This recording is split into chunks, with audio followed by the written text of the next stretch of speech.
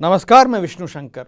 सोच समझकर आज बात होगी भारत के पड़ोसी देश नेपाल की, जहां राजनीतिक और वैधानिक घटनाचक्र फिर तेजी से घूम रहा है।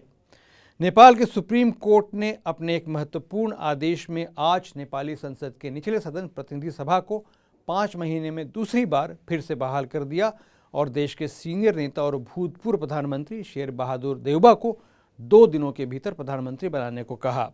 कोर्ट ने 18 जुलाई को शाम 5 बजे तक प्रतिनिधि सभा का सत्र बुलाने का आदेश भी दिया है।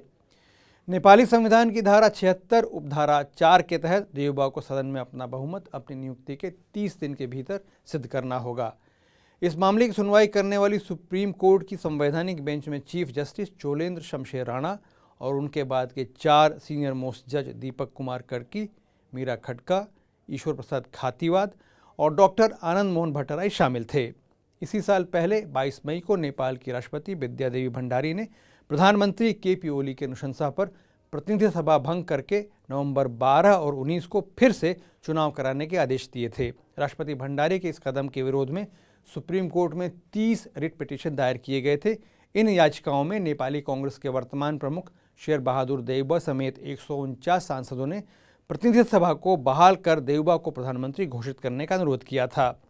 इस मांग का समर्थन नेपाली कम्युनिस्ट पार्टी यूएमएल के नेता माधव कुमार नेपाल, नेपाली कांग्रेस पार्टी माओइस्ट के नेता पुष्प कमल दाहाल प्रचंड और उनके हामियों ने भी किया था। सुप्रीम कोर्ट का आज का फैसला इन्हीं पिटीशंस पर सुनवाई के बाद आया और यह प्रधानमंत्री ओली के लिए एक बड़ा झटका है।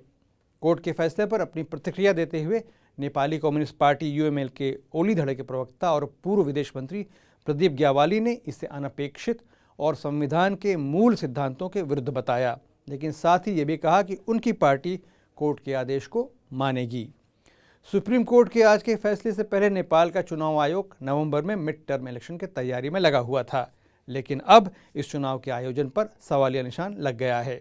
नेपाल के सीनियर राजनीतिक विश्लेषकों का मानना है कि शेर बहादुर देउबा अगले 48 घंटों में प्रधानमंत्री पद की शपथ तो जरूर ले लेंगे, लेकिन क्या वो अगले लगभग 16 महीनों तक अपनी सरकार चला पाएंगे जब इस प्रतिनिधि सभा का टर्म खत्म होगा। देउबा के हक में सबसे बड़ी बात यह है कि देश के 2 भूतपूर्व प्रधानमंत्री और कम्युनिस्ट नेता माधव कुमार नेपाल और पुष्प कमल दाहाल प्रचंड उनका समर्थन कर रहे हैं। इसके साथ साथ देउबा की अपनी पार्टी नेपाली कांग्रेस और जनता समाजवादी पार्टी जैसी विपक्षी पार्टियां भी उनके साथ हैं। लेकिन शेर बहादुर देउबा के लिए कई गंभीर चुनौतियां भी हैं।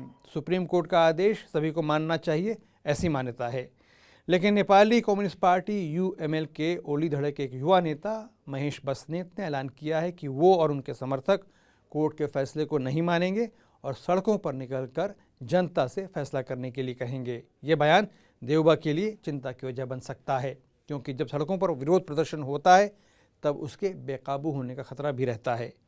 ध्यान देने वाली बात यह भी है कि चुनाव आयोग के मुख्य आयुक्त को प्रधानमंत्री ओली का निकट सहयोगी माना जाता है। नेपाल मीडिया में सुप्रीम कोर्ट के आज के फैसले को एक मील का पत्थर कहा जा रहा है।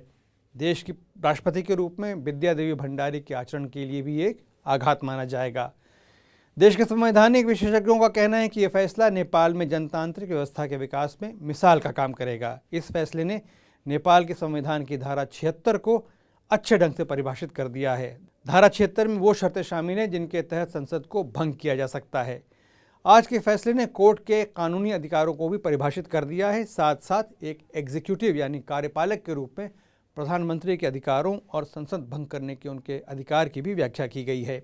भारत भी नेपाल के इस घटनाचक्र को बड़े ध्यान से देख रहा है। माना जाता है कि अभी तक भारत ने प्रधानमंत्री ओली का मूक समर्थन किया है, जिससे नेपाल की अन्य राजनीतिक पार्टियां बहुत संतुष्ट नहीं हैं। देउबा, प्रचंड और माधव नेपाल के समर्थन से प्रधानमंत्री बनेंगे। इन दोनों को चीन परस्त कहा जा रहा है। ये दोस्ती कब तक कायम रहेगी, ये भी एक बड़ा सवाल है। हालांकि राजनीति में सरप्राइज यानी अनपेक्षित घटना विकास कभी भी हो सकता है, लेकिन ये तय है कि अपनी सरकार को 16 महीनों तक बनाए रखने के लिए देउबा को काफ़ी मशक्क़त करनी पड़ेगी। सोच समझकर मैं आज यहीं तक। अगर आपको ये वीडियो अच्छा लगा हो तो इसे लाइक और सब्सक्राइब करें और देश दुनिया की सभी खबरों और उनके सटीक विश्लेषण के लिए TV9 डिजिटल से जुड़े रहें। विष्णु शंकर को अब अनुमति दीजिए। नमस्कार।